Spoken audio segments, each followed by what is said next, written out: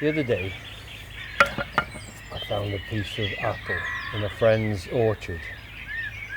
Now I've borrowed this apple and I'm going to make some spoons from it. I'm going to sneak the spoons back into the orchard so my neighbours think there's fairies.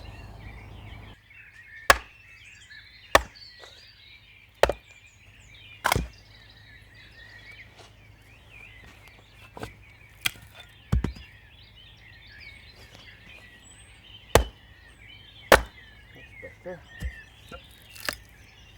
Nice and stiff. So it's a series of small chops.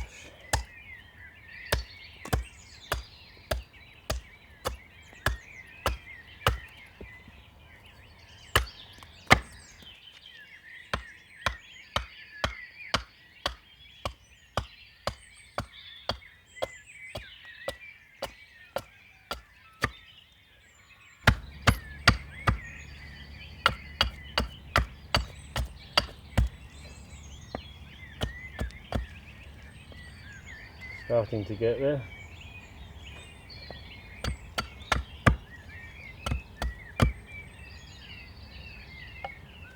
Right, so the first knife I use is a Moran Swedish knife, and I use a cut where I'm pulling towards myself, but my elbows are tucked right in.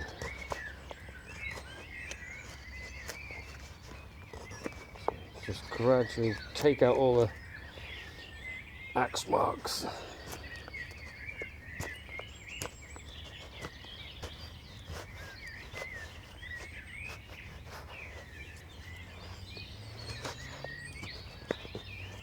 And you use the whole length of the knife blade.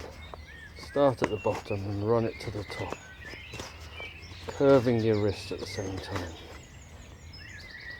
Keep working away. Use the whole length of the blade. Start at the bottom, pull it through so it slices. So you just keep going until you get the shape that you want. The next knife I'm going to use is what's called a hook knife, and this is made by Ben Orford. They come in different diameters and different ways of using them, and you can just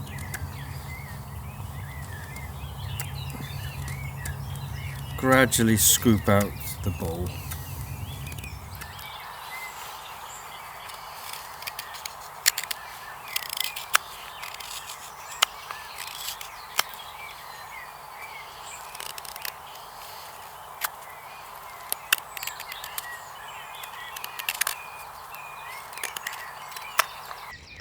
You just work away at the bowl until you think it's deep enough.